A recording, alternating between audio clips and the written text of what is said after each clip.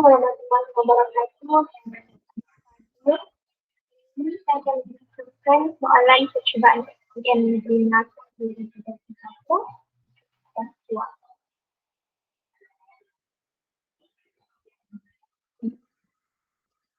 Yang pertama, bagian A, ada 4 soalan markah. Persebaran nasionalisme telah wujud selama wujud dalam pemikiran dan tindakan tokoh di negara kita.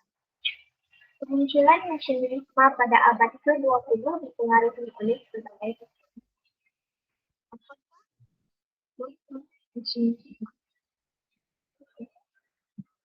Ini dia punya tema jawapan. Faktor 1, dan cerita yang mendalam dan berbahaya. Faktor 2, semangat kebangsaan yang menjelaskan sikap dan pendekatan berkaitan dengan perjuangan melawan penjajah. Faktor 3, pembelaan terhadap bangsa dan negara.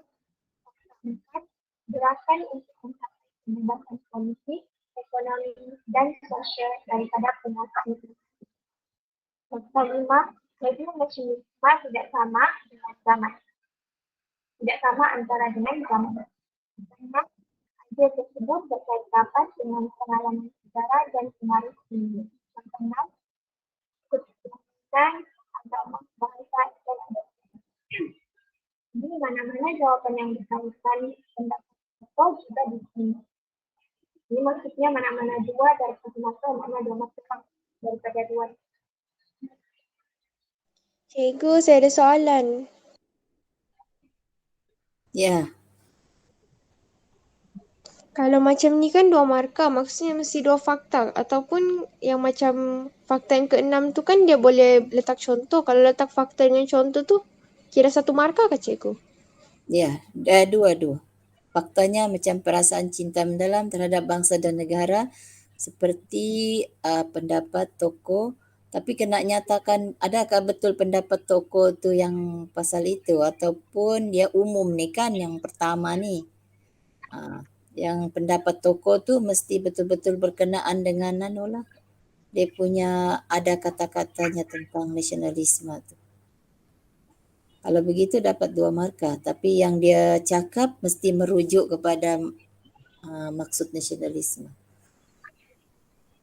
Kalau misalnya kamu bagi nama tokoh tetapi dia tidak berkaitan dengan maksudnya tidak dinyatakan apa, kamu bagi sejak fakta tapi rupanya fakta tu bukan tokoh tu yang cakap, bukan dia yang katakan. Jadi tidak maksud nasionalisme tu masih boleh diterima tapi tokoh tu salah lah. Oh, okey cikgu. Ya. Dan dalam jawapan, nasionalisme bermaksud cinta yang mendalam terhadap bangsa dan negara.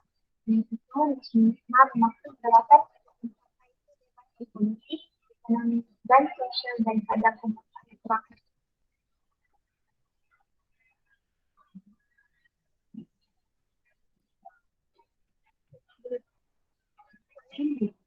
Kemunculan nasionalisme pada abad ke-20 di negara kita didorong oleh pengaruh luar dan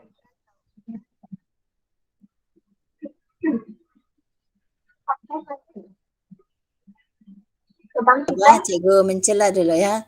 Okey, kalau kamu nampak soalan ni, kamu garis nasionalisme tadi, perasaan sayang negara bangsa, okey, dan juga pengaruh luar. Jadi pengaruh luar dan serantau. Serantau pun garis sebab di situ bermakna dia kalau kamu pengaruh luar, maksudnya yang di sini Utsmaniyah Mesir tu kan, Cina, India. Tapi kalau serantau, apa maksudnya? Berlainan tu. Kalau serantau merujuk kepada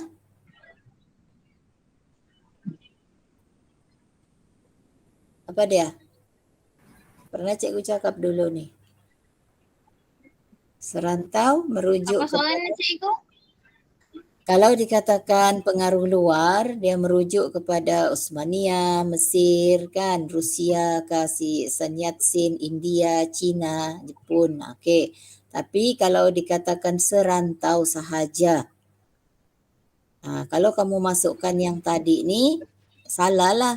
Jadi serantau itu merujuk kepada apa? Macam dari Indonesia, cikgu. Ya, serantau tu adalah negara Asia Tenggara ya. ASEAN, kalau sekarang negara ASEAN lah. Tapi kalau dulu bila dikatakan serantau, Asia Tenggara sahaja.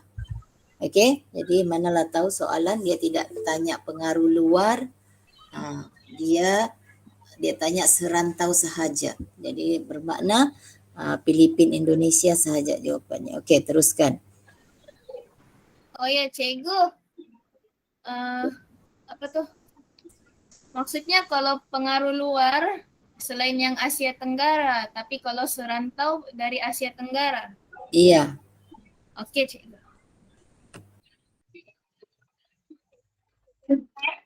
Tema jawabannya angka 1, kebangkitan 4, Islam di upaya Islamnya. Kedua, menyadarkan umat Islam untuk bersatu menentang ancaman luar.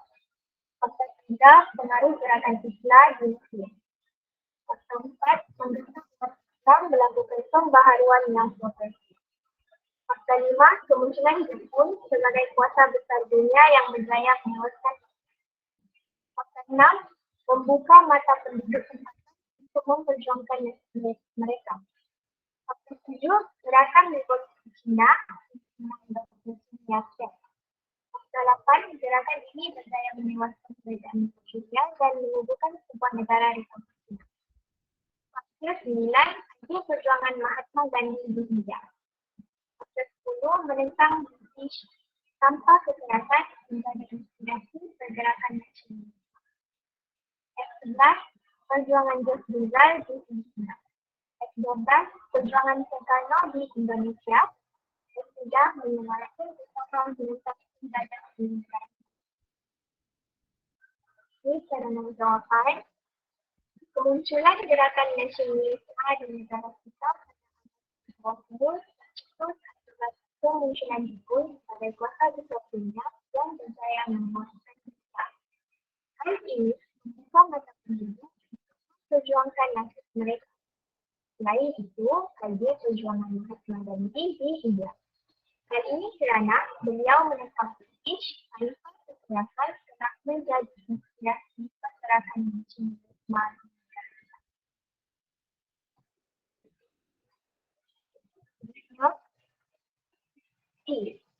Mengapakah semangat nasionalisme perlu bertumbuh dalam kalangan masyarakat dunia?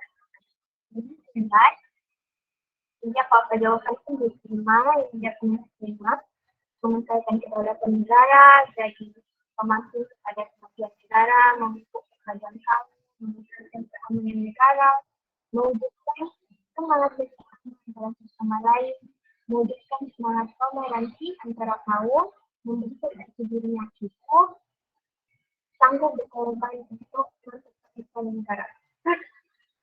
Jadi mana-mana jawapan yang munasabah diterima. Ini cadangan jawapan. Semangat nasionalisme terbentuk dalam kalangan masyarakat di negara kita. Semangat nasionalisme dapat mengekalkan kedaulatan negara. Hal ini disebabkan oleh kerjasama negara kaum dalam mempertahankan kedaulatan negara. Buktinya, semangat nasionalisme menjadikan rakyat bertoleransi dan bersatu padu dalam mengekalkan keamanan. Oleh itu, kita hendaklah berganding bahu dalam memupuk semangat nasionalisme agar negara kita aman dan berdaulat.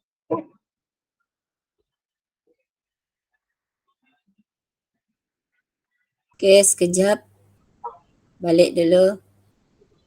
Okey, jadi kamu ada usahalah untuk menerangkan gunakan kod warna kan?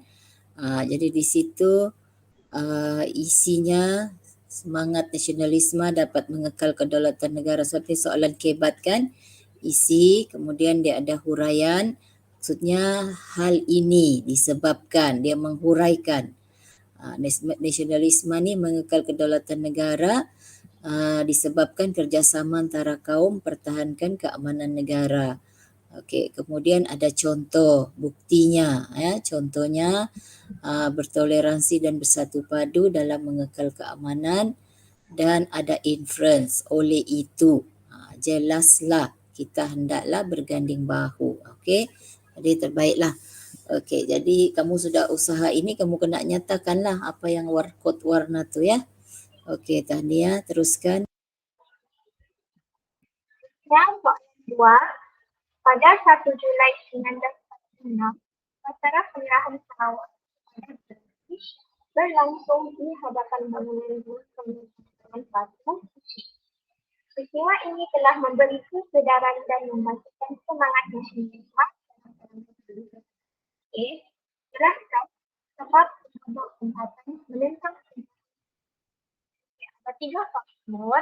Pertama, tindakan Vinyl Group bertentangan dengan perlembagaan 1941. Fakta 2 ni boleh jadi fakta 2, fakta 3, fakta 4, fakta 5 ni boleh jadi dia punya huraian.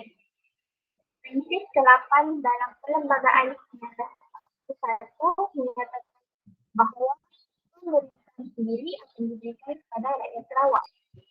Menurut perlembagaan ini, penduduk Sarawak akan diuntukkan kategori negeri mereka sendiri.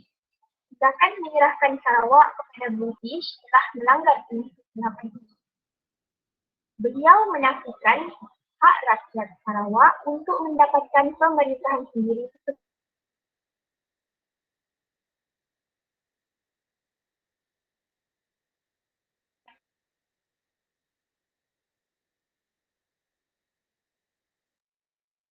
Tanpa berbincang dengan raja muda iaitu Anthony Booth dan tuan muda iaitu Bertram Wood.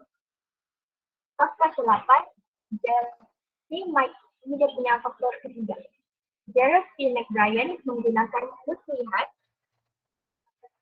nilai seperti tekanan, desakan, tutupan dan sogokan, dan huraian dia mendapatkan persetujuan daripada ketua tempat.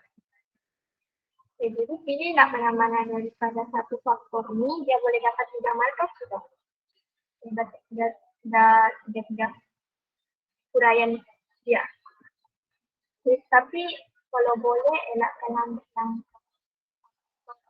ini, sebab dia macam boleh dibuat dalam satu ayat. Jawapan itu yang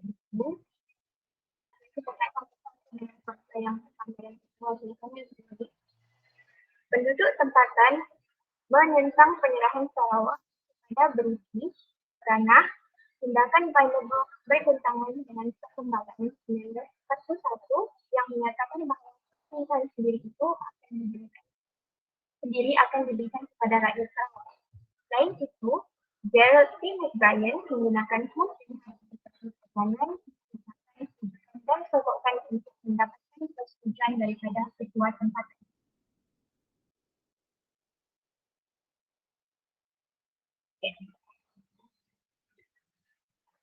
Ya, soalan 2. Berdasarkan pengetahuan sejarah kita, bagaimanakah masyarakat Sarawak mempertahankan kedaulatan dan maruah? 7 fakta ini yang ada di dalam buku teks. Yang pertama, mengadakan persidangan. Kedua, mengadakan demonstrasi. Ketiga, meletakkan jawatan beramai-ramai. Keempat, bantahan golongan wanita. Kelima, menggunakan akbar. Keenam, menulis surat bantahan. Dan yang terakhir, menggunakan rukun 13. Sebab ini bukan dia minta menguraikan dan 3 markah, jadi elakkan dia ambil ini tidak sebab pendek, jadi tambah sikit sebagai jadi lengkap. Intinya begini. Masyarakat Sarawak mempertahankan kedaulatan dan maruah bangsa dengan mengadakan demonstrasi yang disertai 16 persatuan lain. Selain itu, masyarakat Sarawak meletakkan jawatan beramai-ramai bagi menzahirkan penentangan mereka. Di samping itu, mereka juga menggunakan akbar sebagai saluran untuk menyebarkan kesan mereka terhadap pemerintahan Sarawak. Ada soalan ke?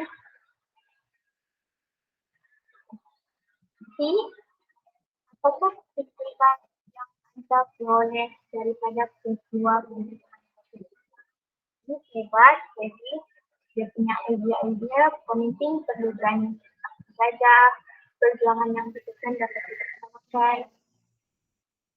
Rakyat perlu menghargai kestabilan dan kemakmuran negara. Pendidikan yang biasa dapat dinikmati, rakyat perlu membutuhkan persatuan, bersama luar dapat dilakukan. Pemimpin bersedia mempertahankan negara yang seharusnya dirangkap. Jadi mana-mana jawapan yang mencoba masih diterima. Ini cadangan jawapan. Iktibar yang dapat saya peroleh daripada peristiwa pemerintahan ini adalah perancangan yang kredit hendaklah dirangkap agar perjuangan yang berdepan dapat dilaksanakan. Sebagai contoh, rakyat Sarawak mengadakan persidangan yang dihadiri oleh perwakilan seluruh Sarawak sebelum mengadakan demonstrasi. Oleh yang demikian, kita hendaklah mengumpulkan perpaduan agar keamanan dan keamanan negara kekal terjamin. Sekejap Jadi sekejap tadi tu lagi satu cikgu mau nampakkan pada kamu, iktibar tu dia memberi contoh rakyat Sarawak mengadakan persidangan. Bermaksud kita bagi tahu dulu perancangan strategik, kemudian kita terangkan ada huraiannya dan contoh. Contoh tu penting bahawa mengukuhkan apa yang kita cakap tu, perancangan strategik dikukuhkan dengan bukti. Jadi buktinya jelas bahawa orang Sarawak memang ada perundingan perancangan strategik sebelum mereka berjuang. Jadi itu sangat penting ya. Kalau kita bagi jawapan ini memang yang terbaik lah kalau dapat bagi macam ini. Okey.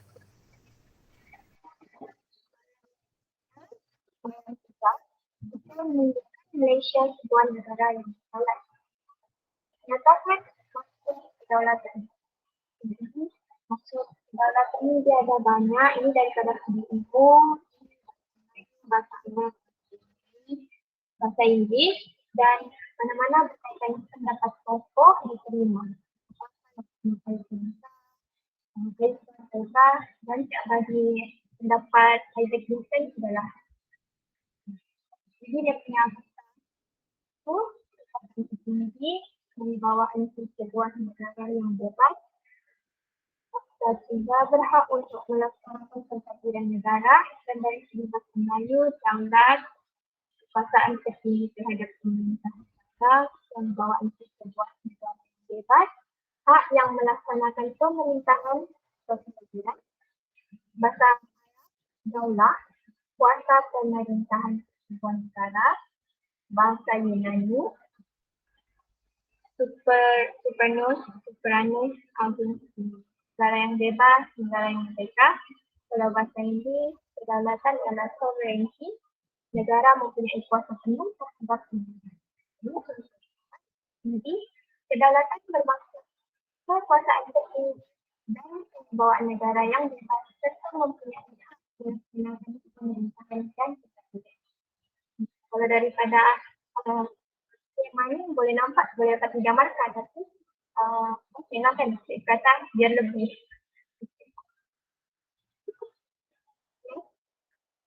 Jelaskan ciri negara berdaulat. 4 mata. Ini hebat tapi masih tersentuh. Tak hebat.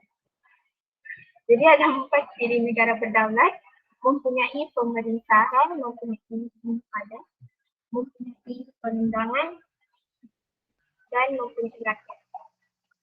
Jadi yang penting lebih baik dua misi dan dua huraian lah.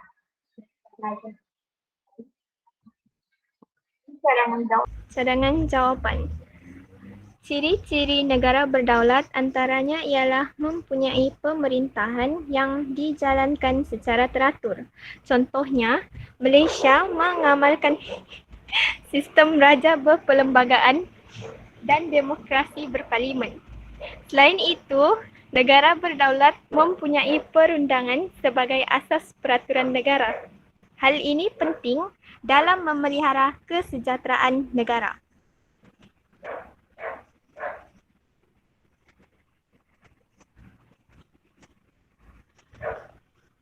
macam terpotong. Okay. Soalan C. Sebagai rakyat yang patriotik, apakah cadangan anda untuk mengekalkan kedaulatan negara? Jadi dia punya skema memupuk semangat patriotisme dalam kalangan rakyat, mengekalkan perpaduan rakyat, taat kepada raja dan pemimpin negara, mempertahankan maruah dan bangsa dengan bersedia berkorban apa sahaja, mengamalkan semangat kekitaan dengan memupuk amalan bertolak ansur antara masyarakat, mengelakkan perselisihan faham untuk kesejahteraan hidup rakyat Malaysia, hormat menghormati antara satu sama lain tanpa mengira kedudukan, bangsa dan agama, memupuk semangat bermasyarakat antara kaum, bersifat produktif untuk memajukan negara. Jadi mana-mana jawapan munasabah masih diterima. Sekejap ya. Sekejap, gangguan cikgu dulu. Kalau kamu nampak dia punya soalan itu dia minta cadangkan cadangan anda kan. Jadi kalau kamu nampak semua perkataan perbuatan, cadangan kamu itu merupakan perbuatan apa untuk mengekalkan kedaulatan negara. Ya, memupuk semangat, mengekalkan, mempertahankan, mengamalkan, mengelakkan, memupuk. Jadi ingat, jadi penting dia punya tempat kita parking untuk menanda tu adalah di perbuatan itu, itu ya. Jadi teruskan.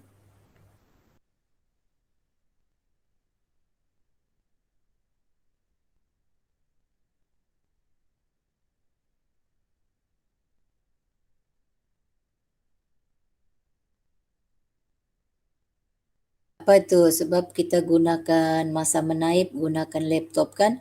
Jadi bila kita kecikkan di di handphone dia memang ada lari sikit lah. Okay, teruskan.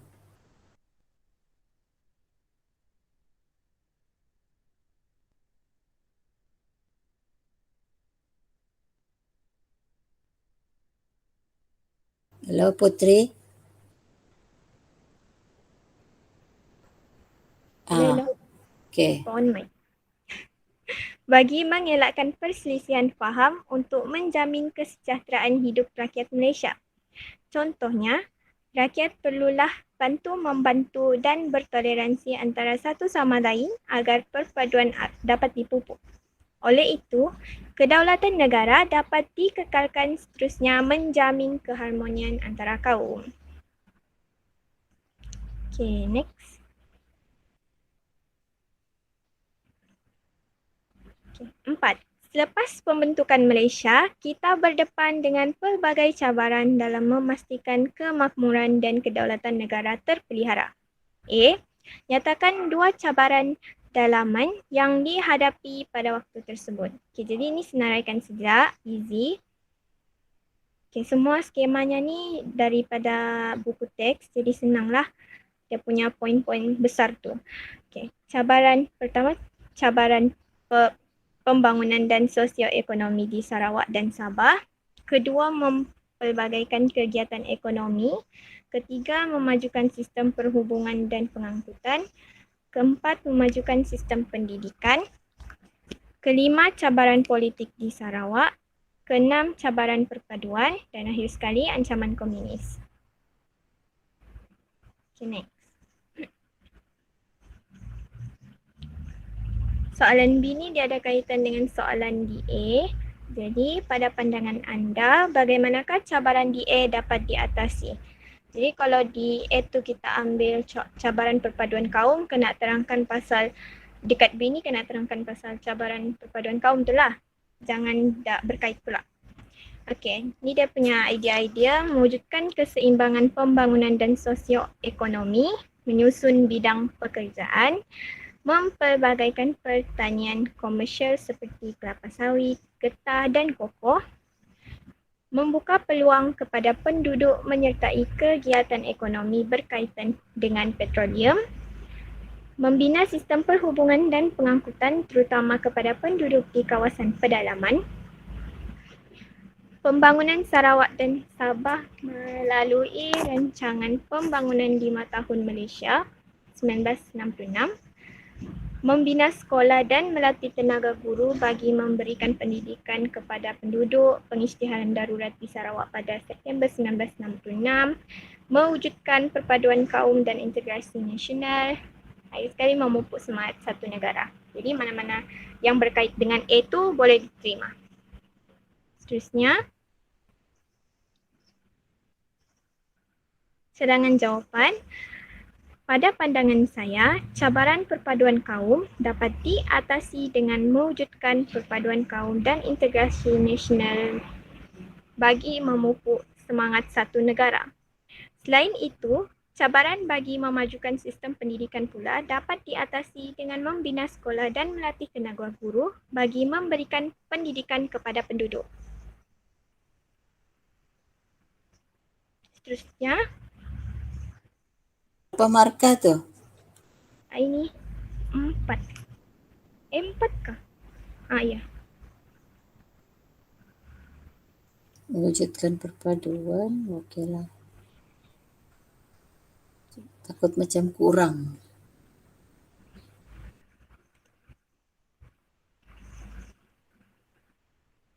Okey.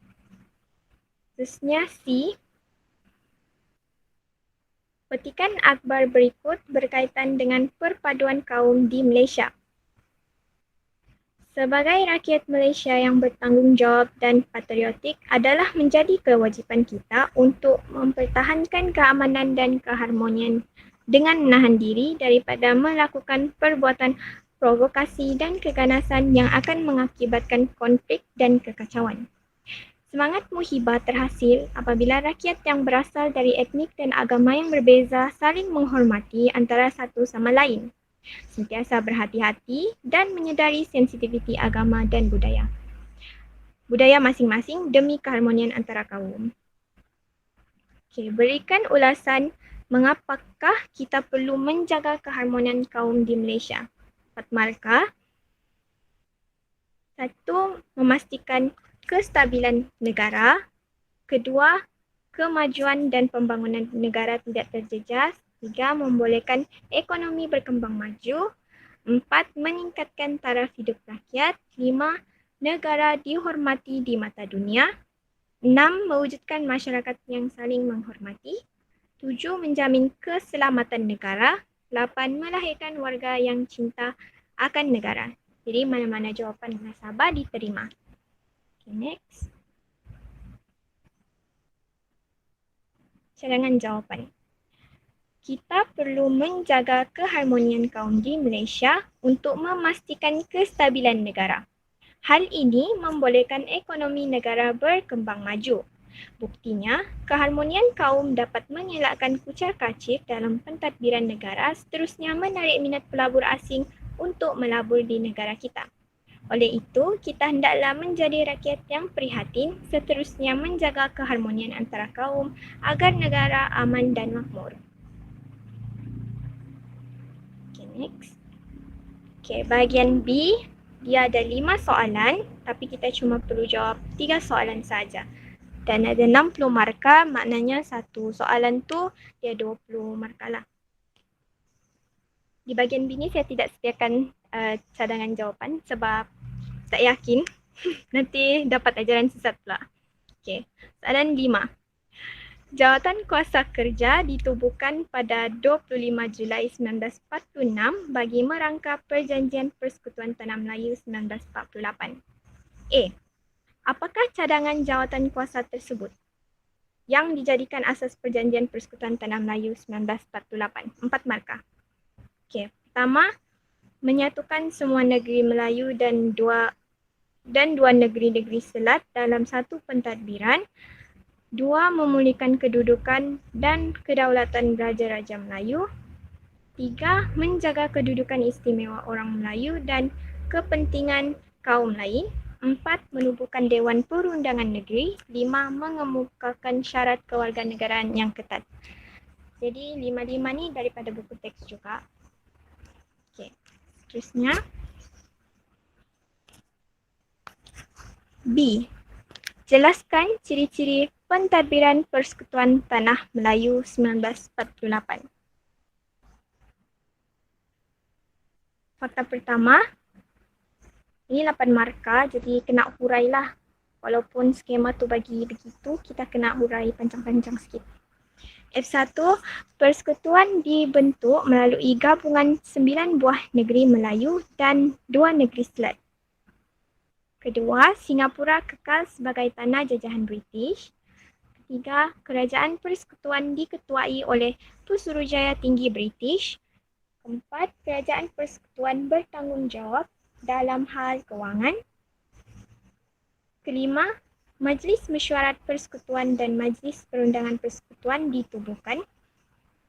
Keenam, Majlis Mesyuarat Persekutuan mengandungi ahli rasmi dan tidak rasmi. Ketujuh, ahli tidak rasmi dilantik oleh Pusurujaya Tinggi. Kelapan, ahli Majlis Perundangan terdiri daripada pelbagai kaum. Okay, next. Okay, soalan seterusnya. Petikan berkaitan tentang Persekutuan Tanah Melayu 1948. Malaysia pada hari ini bukan sebuah persekutuan yang bermula daripada kekosongan. Pada peringkat awal, ia adalah pemersekutuan 9 kerajaan Melayu berdaulat dengan 2 negeri Selat pada 21 Januari 1948. Diikat melalui perjanjian persekutuan. C. Bincangkan manfaat yang diperoleh daripada kejayaan pembentukan persekutuan tersebut. Okay. Dia ada 8 markah. Jadi ini adalah skema jawapan aras 4. Dia ada jawab bagi contoh aras 3, 2, 1 tu, tapi tak perlulah sebab kita mahu yang terbaik. Jadi ini dia. Fakta pertama, mengembalikan kedudukan Raja-Raja Melayu. Majlis Raja-Raja ditubuhkan. Raja perlu dirujuk terhadap perkara dalam bidang kuasa kerajaan persekutuan. Poin kedua, fakta keempat, menjaga kedudukan istimewa orang Melayu dan kepentingan kaum lain dijaga, membuka jalan kepada penubuhan jawatan kuasa hubungan antara kaum CLC, berjaya memupuk persefahaman antara pemimpin pelbagai kaum, membuka ruang kewarganegaraan, orang Melayu diiktiraf sebagai penduduk asal, orang bukan Melayu boleh menjadi warga negara mengikut syarat tertentu, bebas daripada penjajahan kuasa asing, mengekalkan kedaulatan negara, berpeluang mentadbir negara mengikut acuan sendiri, mewujudkan kerjasama pelbagai kaum, penubuhan PTM 1948, Persekutuan Malaysia 1963, mengekalkan raja sebagai pemerintah tertinggi. Daya kasih ke bawah deh. Okay. Termaktub dalam perlembagaan negara, lambang kedaulatan negara, melahirkan perasaan sayang dan bangsa terhadap negara, tidak memburukkan nama baik negara. Jadi kita kena olah-olah lah ayat tu untuk jadi isi kita gitu. Okay. Next saya.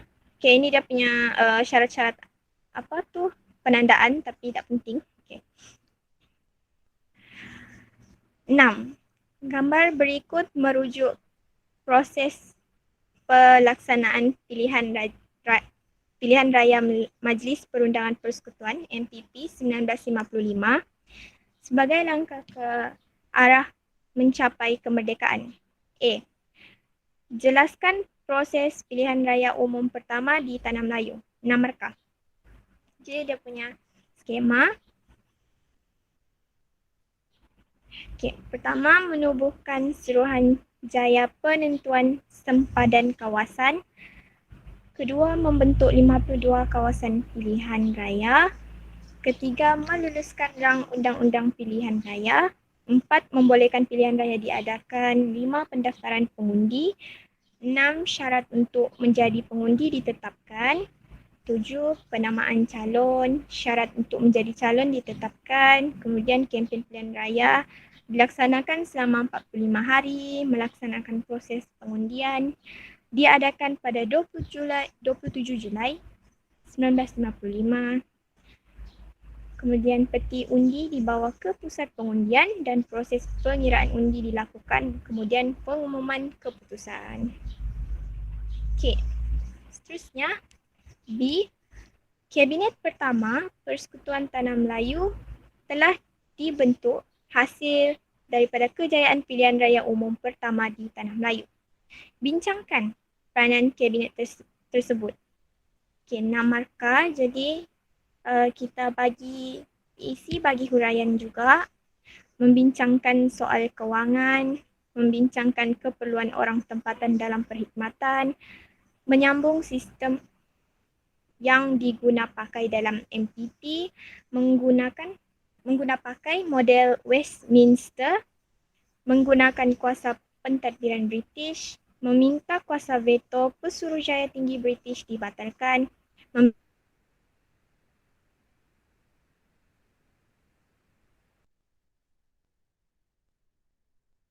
Halo Putri, tak dengar.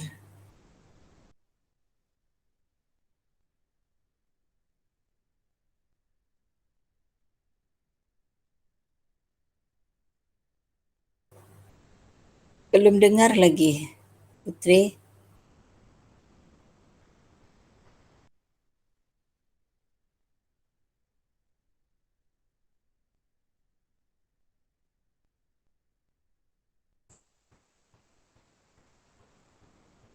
Ya, hilang suara Putri. Cuba apa tu off baru masuk balik Putri.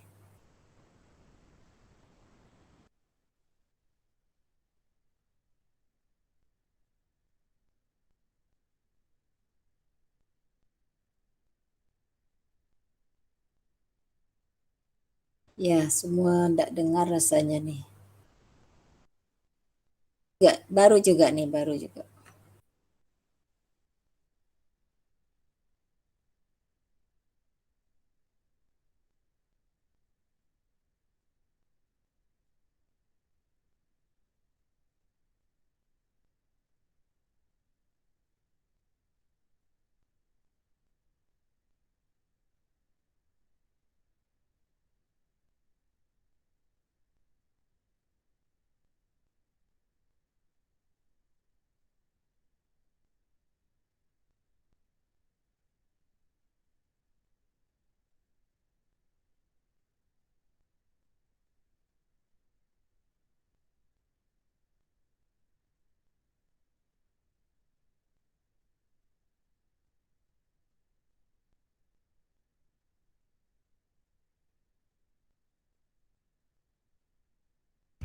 Hello.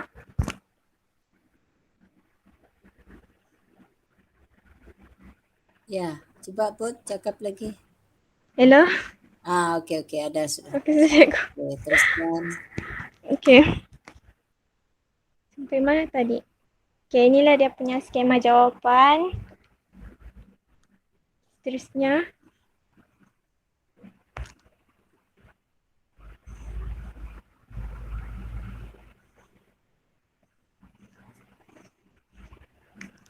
Okey. Sebagai warga negara yang bertanggungjawab, kita perlu memanfaatkan pilihan raya bagi memilih wakil dan pemimpin negara. Hak rakyat untuk membuat pilihan hendaklah digunakan dengan bijak bagi meneruskan amalan sistem demokrasi di negara kita. Pelaksanaan pilihan raya yang adil akan memastikan kestabilan politik dan pembangunan negara dapat diteruskan. C. Uraikan kepentingan pilihan raya kepada negara yang merdeka. Okey, sama juga 8 markah. Okey, skema jawapan dia. Kita akan nak hurai panjang sikitlah dari ini. Kerajaan dipilih oleh rakyat. Rakyat menentukan pemimpin. Pemimpin menjadi wakil kepada rakyat. Pemimpin menjaga kepentingan dan kebajikan rakyat. Rakyat berhak menukar kerajaan. Pilihan raya dilaksanakan 5 tahun sekali dan akhir sekali membuktikan kuasa berada pada tangan rakyat. Seterusnya. 7. Pernyataan berikut berkaitan dengan sistem pemerintahan negara kita. Pemerintahan beraja berkembang sejajar dengan peredaran massa sehingga diiktiraf sebagai raja berperlembagaan seiring dengan konsep demokrasi berparlimen dalam pemerintahan negara kita pada hari ini. A. Jelaskan bidang kuasa yang di-Pertuan Agong dalam Perlembagaan Persekutuan. 6 markah. Okay. Pertama, kuasa eksekutif yang di-Pertuan Agong bertindak mengikut nasihat Jemaah Menteri. Yang kedua, melantik Perdana Menteri dan Jemaah Menteri. Yang di-Pertuan Agong melantik seorang ahli Dewan Rakyat, melantik menteri-menteri, timbalan-timbalan menteri daripada ahli Dewan Rakyat atau Dewan Negara. Seterusnya, pelantikan jawatan penting. Yang di-Pertuan Agong melantik Peguam Negara, Panglima Angkatan Tentera, Ketua Audit Negara. Lepas tu, Baginda juga melantik Ahli Suruhanjaya Pilihan Raya, Ahli Suruhanjaya Polis dan sejumlah ahli dalam Majlis Angkatan Tentera. Okey, dalam aspek ketenteraan, pemerintahan tertinggi seluruh Angkatan Tentera Malaysia. Lepas tu, dibantu oleh Majlis Angkatan Tentera bagi pemerintahan, tata tertib dan pentadbiran Angkatan Tentera, perkara yang bersangkutan dengan gerakan tentera. Seterusnya, diplomatik. Agong ni dia melantik diplomat Malaysia ke luar negara. Daya scroll. Okay. Lepas tu menerima menghadap diplomat asing. Lepas tu kuasa perundangan memperkenankan sesuatu rang undang-undang yang melalui proses pembentangan di Dewan Rakyat dan Dewan Negara. Seterusnya, persidangan parlimen mempunyai kuasa memanggil parlimen bersidang. Lepas tu berkuasa memberhentikan dan membubarkan parlimen. Dari aspek agama, Agong ni dia ketua agama Islam di negeri Baginda sendiri, wilayah Persekutuan, Melaka, Pulau Pinang, Sarawak dan Sabah. Lepas tu ketua agama di negeri-negeri lain ialah Sultan atau Raja yang memerintah di negeri masing-masing. Seterusnya, hak dan keistimewaan melindungi kedudukan istimewa orang Melayu dan Bumi Putra di Sarawak dan Sabah, melindungi kepentingan sah kaum lain di Malaysia. Seterusnya, pengisytiharan darurat, membuat pengisytiharan darurat, memastikan kebenaran wujudnya keadaan yang mengancam keselamatan awam dan ekonomi negara. Next, kuasa kehakiman, melantik hakim mahkamah atasan atas nasihat Perdana Menteri. Next, kuasa pengampunan, memberi pengampunan dalam hal jenayah di wilayah persekutuan. Seseorang yang sudah dihukum boleh memohon keampunan daripada Yang di-Pertuan Agong, bertindak atas nasihat lembaga pengampunan. Baginda berkuasa mengampunkan, menangguhkan, meringankan hukuman yang dijatuhkan oleh Mahkamah Tentera atau Mahkamah Syariah di Melaka, Pulau Pinang, Sabah, Sarawak dan wilayah persekutuan. Okey, seterusnya, soalan B. Bagaimanakah amalan demokrasi dilaksanakan dalam badan perundangan di negara kita? Terdiri daripada 3 komponen, iaitu Yang di-Pertuan Agong, Dewan Rakyat dan Dewan Negara.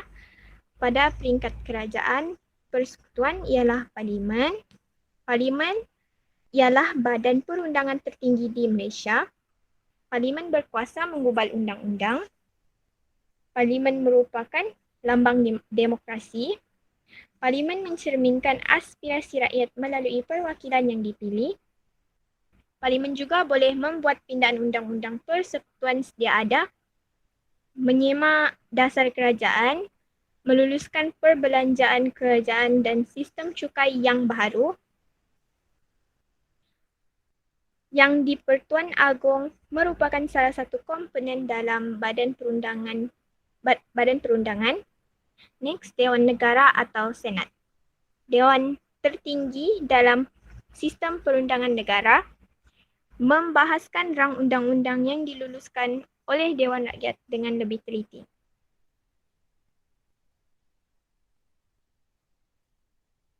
Dewan Rakyat atau perwakilan, dewan yang ahlinya dipilih oleh rakyat melalui pilihan raya, menggubal dan meluluskan undang-undang pada peringkat Dewan Rakyat. Pada peringkat kerajaan negeri pula ialah Dewan Undangan Negeri, DUN. Terdapat DUN di setiap negeri kecuali bagi wilayah Persekutuan Kuala Lumpur, Labuan dan Putrajaya. Dewan ini terdiri daripada Sultan atau Dewan Undangan Negeri Sarawak. Yang di-Pertuan Negeri selaku Ketua Negeri, Speaker Dewan dan Ahli Dewan Undangan Negeri ADUN yang dipilih melalui pilihan raya peringkat negeri. DUN berfungsi untuk menggubal undang-undang bagi negeri masing-masing. Okay, seterusnya.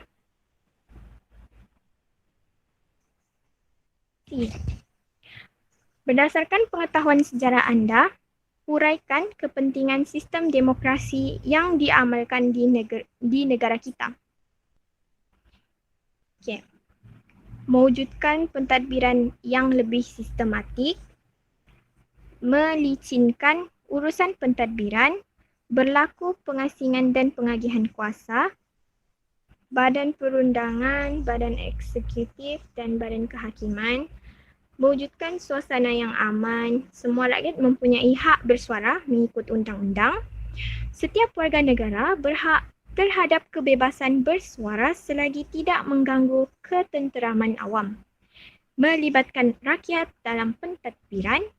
Melalui pilihan raya, rakyat keluar mengundi untuk memilih pemimpin dan meningkatkan kerjasama dan perpaduan rakyat, melindungi kepentingan rakyat, dan akhir sekali melahirkan rakyat patuh setia kepada negara.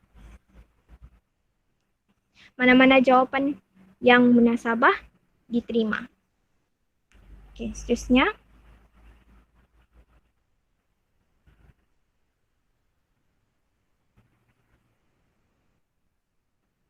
Soalan last untuk bahagian soalan last lah. 8. Gambar menunjukkan keunikan dan kepelbagaian budaya yang wujud di Malaysia. A.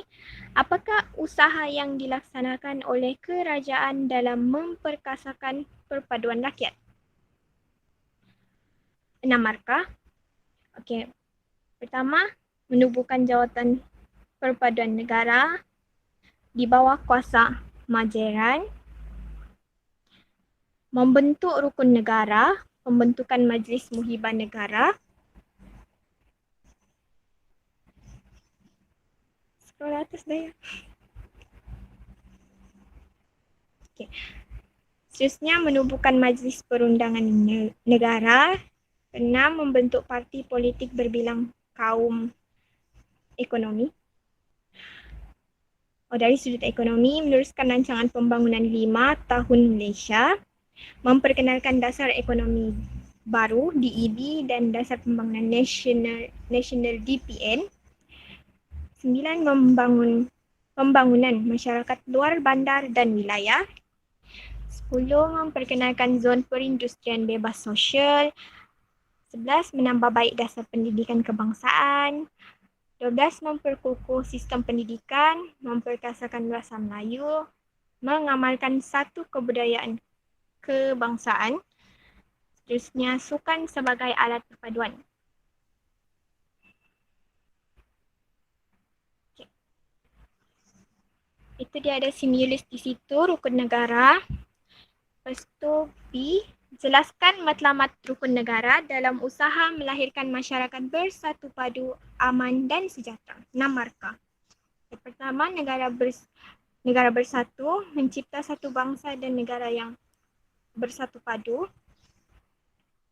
Masyarakat menganggap mereka sebagai rakyat Malaysia. Kesetiaan dan cinta akan negara. Masyarakat adil, mencipta masyarakat yang menikmati kekayaan secara bersama, wujud persaingan yang sehat dan bebas, masyarakat progresif, mengikut kemajuan sains dan teknologi, bergerak maju sejajar perubahan dan kemajuan terkini. Masyarakat liberal bebas mengamalkan agama, adat resam serta kebudayaan masing-masing.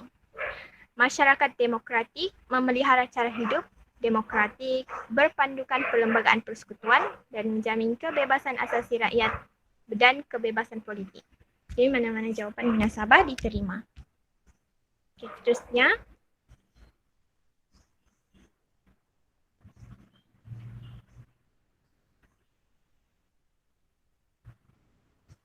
C.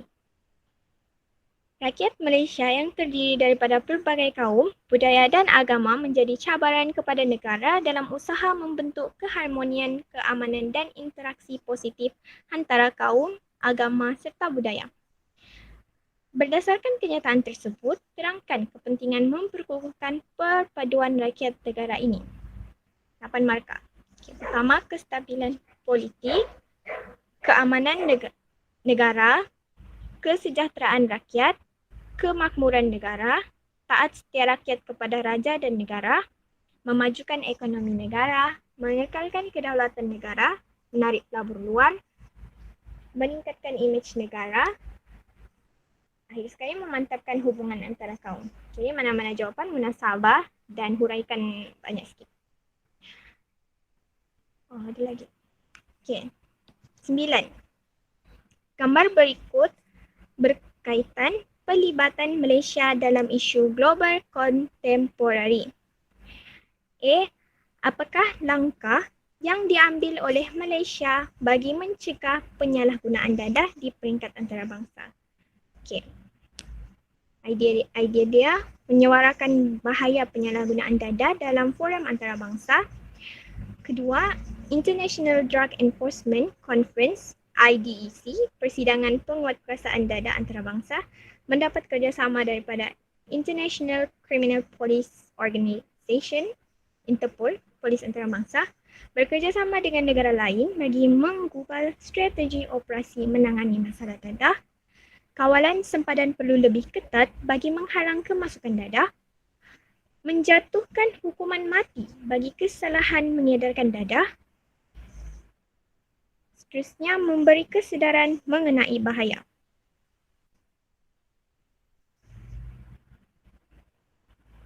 Bahaya dadah sejak di bangku sekolah.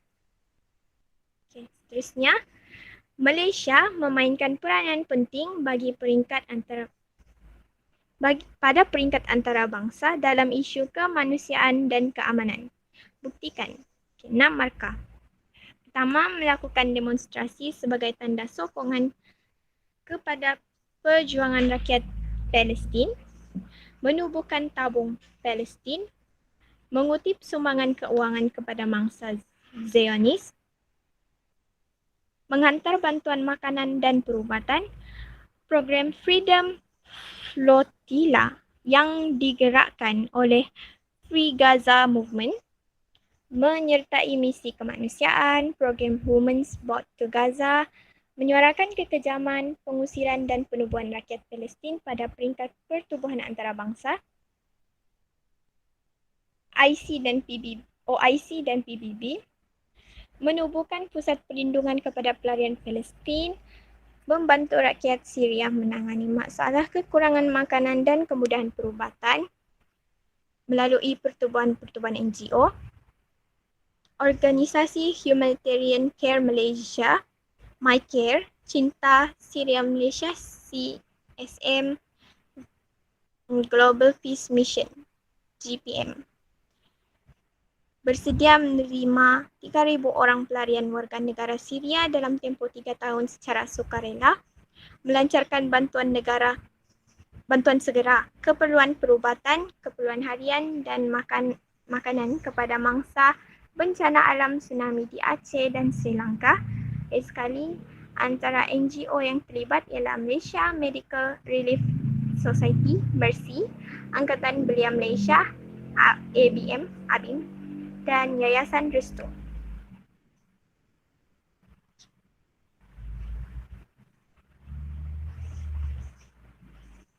Okay. Akhir sekali, C. Kerjasama dalam kalangan masyarakat penting bagi mengawal penularan wabak penyakit di Malaysia. Berikan ulasan anda. 8 markah. Menyokong dasar kerajaan dalam usaha membendung penularan wabak penyakit, mematuhi peraturan yang telah ditetapkan oleh pihak berkuasa, perintah kawalan pergerakan, perkongsian maklumat berkaitan penularan wabak, tidak menyebarkan maklumat yang palsu.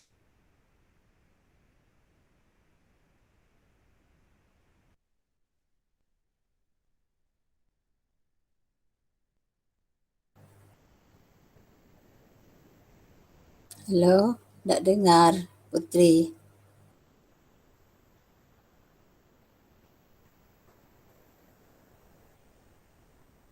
Halo Putri.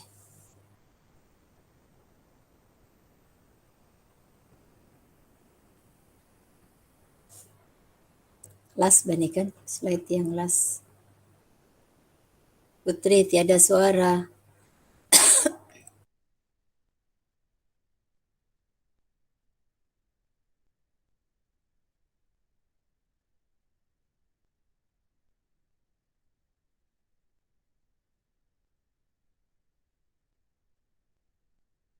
Okey, cuba Putri cakap.